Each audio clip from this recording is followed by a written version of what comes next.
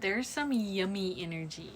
Some yummy energy. I just wanna get into it. There's some yummy energy. And it's like, I heard like up-leveled confidence, up-leveled, like something is like finally coming to the surface. And we got Jim.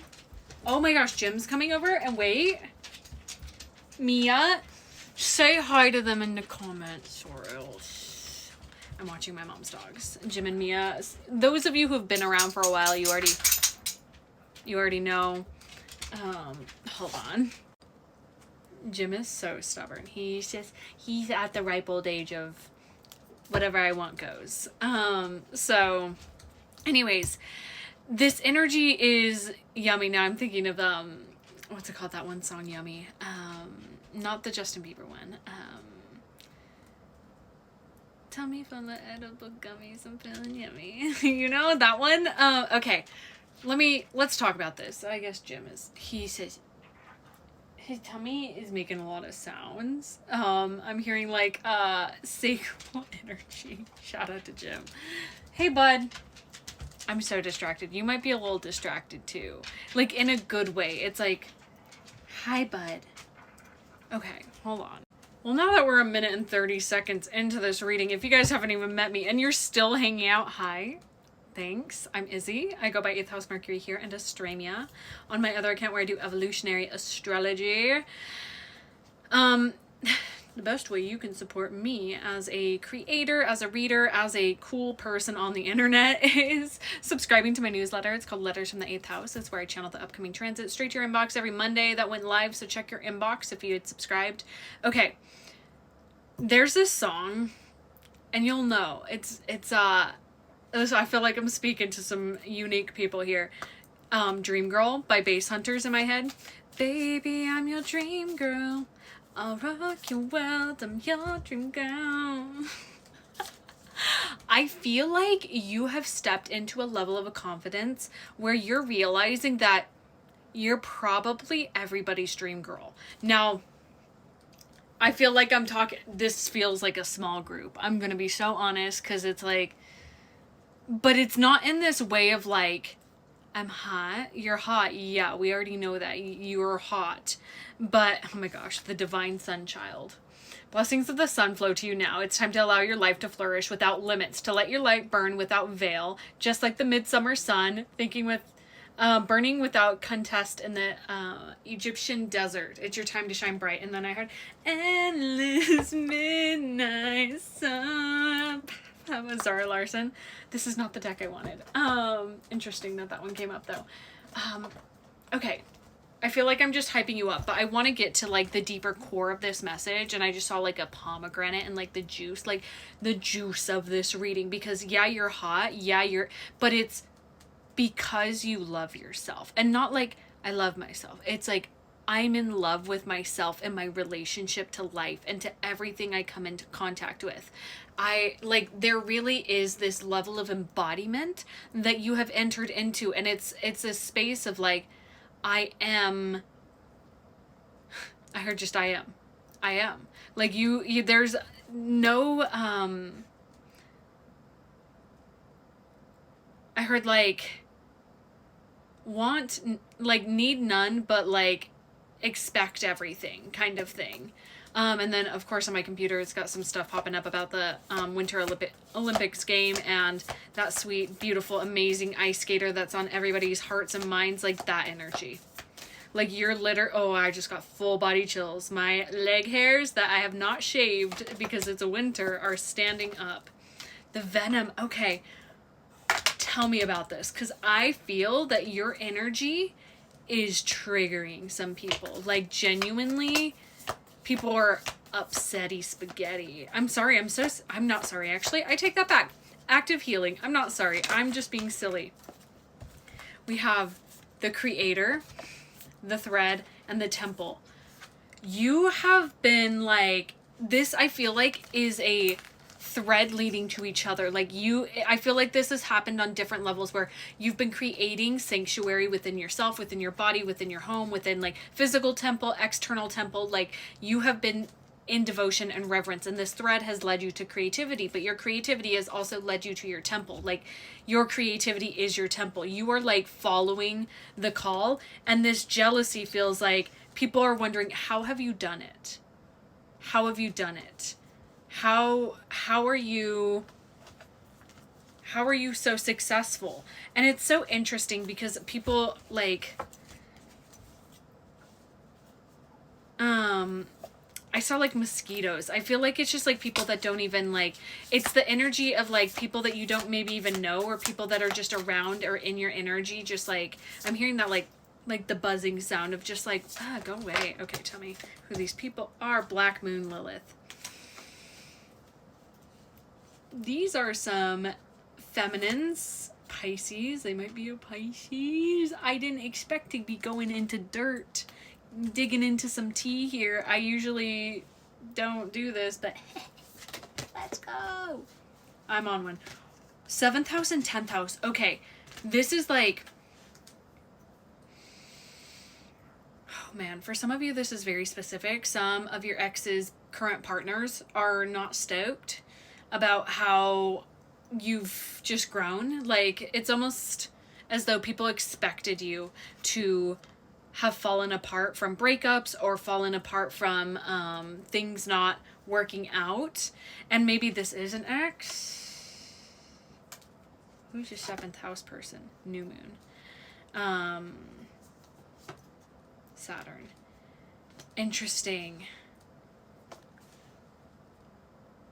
I heard this is, okay, interesting. The new moon and Saturn coming out together. It's almost like an immature Saturn placement, like an immature, like, person who lacks discipline for themselves or like structure within themselves. So do what you will with that information. The 10th house energy is interesting.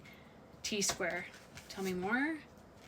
11th house, community, and it feels like your community and your 10th house energy. So career, community, connection, colleagues, social sphere. Okay, Sagittarius. So maybe a Sagittarius in this energy. Sagittarius, Sun, Moon, Rising. Same with that Pisces energy, and Virgo also. Virgo energy. Why? But why though? We only have like 2.5 minutes left for this, guys. Why? The seed popped out, and this is important.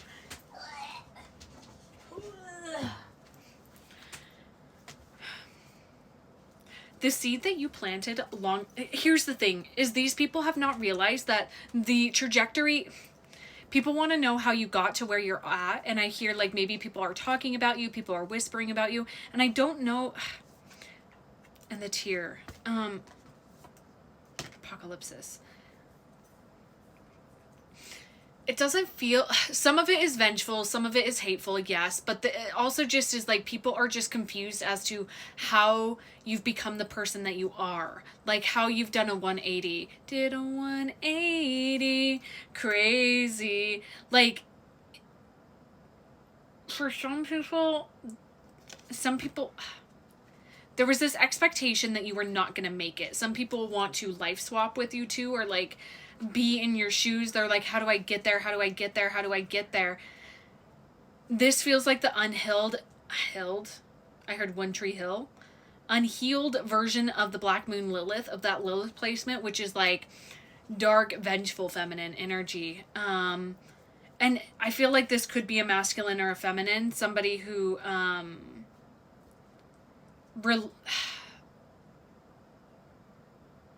feel like I have to go into a part 2. Let's go into a part 2. If you're resonating, I'll see you there. If not, see you later. Subscribe to my newsletter. Okay, so that reading took a turn. We're talking about how amazing you are. We already knew that. Like, you're genuinely glowing. And it's interesting because this glow, like, you're finally feeling it, and you're finally seeing the sort of like, I felt the anxiousness when I said that, where it's just like, oh fuck, like, yeah, I've made it. Like, I'm making it. Like, here's the thing.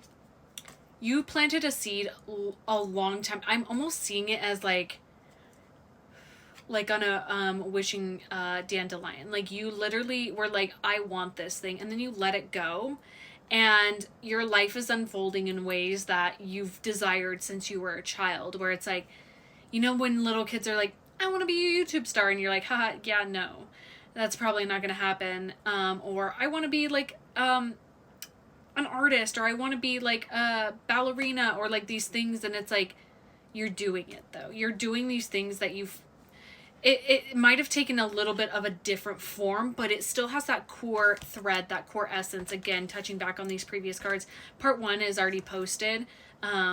So if you're joining me here, cool. I'm Izzy. I go by 8th House Mercury here, Astremia on my other account, where I do evolutionary astrology.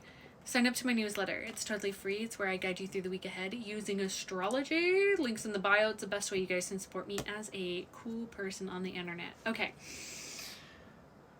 This person, though, because it's very interesting. It feels like I just saw like a lot of eyes. There's a lot of attention on you because you are glowing so brightly. This is the other side of showing up in your true, raw, authentic power. This is what happens, is eyes are on you, okay? And this mirror energy feels like somebody looks at you like they know you, or they see you, or they're like, that's my mirror, that's somebody who mirrors me and myself. But I heard it's like a distorted mirroring. Like they're looking at you and placing a lot of story on you. And somehow, I don't know if the illusion was broken somehow. And again, this is relating to either a past relationship or people in your career. Like it feels like this is multiple people. There seems to be jealous exes, jealous partners of exes, also friends and communities. Also, like it literally feels like all of these social spaces that you've been in or have been around are looking at you in a way where it's like, how do I become you? Some people are looking at you in awe of like, how do I do that? And some people are looking at you like, I want your life, like coveting what you have, envy. And then some people are looking at you like, I'm preying on your downfall. Like there's tears to this. I didn't expect this. With the seed, I feel like nothing's going to shake this ultimately, but the tear and apocalypsis has me thinking like, you standing your ground, you sharing your boundaries, you being you is an apocalypse for people. Venus. Oh, and Saturn yet again. Again, this Saturn energy. You might be the catalyst of some people's Saturn returns, is what I'm hearing. Like, I'm hearing, like, their Saturn returns about you, baby. Venus and Saturn. Restriction and contraction in love. Like, people... Oh, this feels like...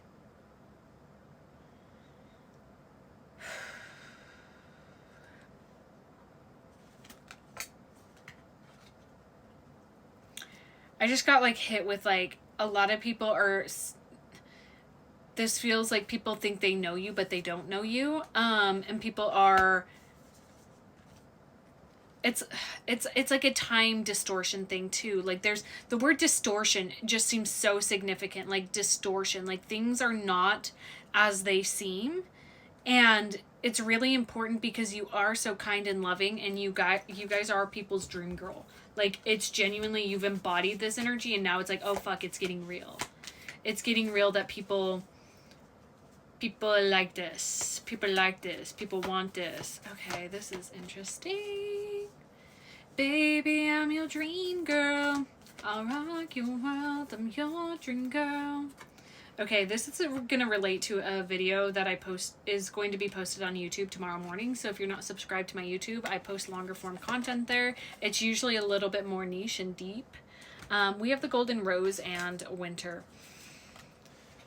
This winter season for you has been a season, so from December 21st to March 21st has been you really understanding the deeper levels of alchemy, and you're understanding the inner petals of the golden rose. Like, you are truly understanding the hidden secrets of alchemy, and people are seeing that and they're like, how? Because things aren't supposed to grow in winter. It's almost like people expected your growth to pause or to follow a similar trajectory as theirs, and it didn't. You're like, I heard like a rare winter flower, like a winter flower, like this. Oh my gosh, why do they keep going everywhere? We have separation and Mars. Okay. You guys see my leg hair? I was talking about it in the last video. That's why I'm showing it to you guys. I feel really comfortable with you. I just saw 555.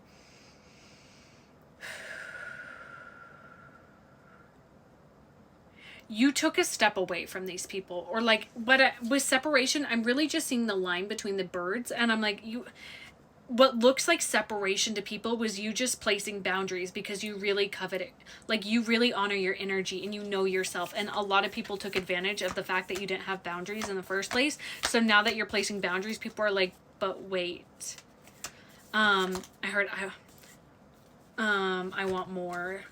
We have the Peacock's Tail and Uranus. Again, this is going to be, I think, a precursor to my video that's coming out on YouTube tomorrow morning. It makes sense because I was going to post it, but Spirit was like, no, don't post it yet. I think this is sort of the, like, the build up to that reading. I feel like this is like the culmination of like you stepping into your light. The Peacock's Tail and Uranus, you have a gift of revelation for people. Like, your entire existence tends to open people up to things that they would not expect. I would not be surprised if you're also like a channeler. You're also somebody who does similar work. We have yellowing, and what is this perspective about? Oh, it's about this fact that you wake people up. This could be something that you see as like a gift or a curse, but it's up to your perspective, because I feel like you have such a tenderness in your heart where it's like you want the best for people. You see people as they truly are, their core essence, and you're like, I just want you to glow like me, like to find this inner light. But sometimes people finding their inner light is you stepping away. I just heard a dog bark or a goose honk. I don't know. But that just was pointing me to like, people cannot step into their own light if your light is, it's like people, I heard like moths to a flame. Like, people flock to you and they're like, wow, your light is great. Your light is great. And you're like, yeah, and I want you to have your own light. I want you to glow. I want you to find that. And people are like, okay, just give me yours. And you're like, no, it doesn't work that way. You just got to, and you start helping people, but that's kind of been draining you. And that's the boundary that you have placed. And we have gold here. Like, you placing your boundaries is actually helping you find your alchemical gold. It's actually very beautiful. So though these external things, these sort of people in your reality that are like grasping and grabbing at you, I don't feel all of them are necessarily dark in nature. I think it's just people who are like really genuinely curious as to how you got to where you're at. Going forward, yeah, go watch my reading tomorrow morning. Literally, Sparks of Light, Benevolent Guide, Antimony, Iron, Calcification. Like, this is a part of your greater path that's happening right now, is you following these. What the Sparks of Light look like to me in my mind's eye is these sort of tensions of like your lack of boundaries that you've been experiencing. You're just like, it's almost like cracks and lights coming through the cracks, and you're like, oh, right, I'm supposed to be surrendering to this void space, so I need to like hide, like be in darkness. And it's actually a very beautiful thing. Like, it's not ignoring the light. It's like the light's illuminating where there's still like healing that needs to happen. It's almost like the internal version. I feel like it's like from inside yourself. You know how Rumi says like the wound is where the light enters you. That's what this spark of light is saying to me. It's like you've been noticing where there's been cracks in your foundation, and so you're able to heal those things. And so people are shocked that they're shut out from your field because you're healing. And it's not in a negative way, but they have not yet approached that, like how to transmute having a boundary place and to look and reflect inward. So I'm gonna leave this here. Go watch my reading tomorrow, subscribe, and I love you.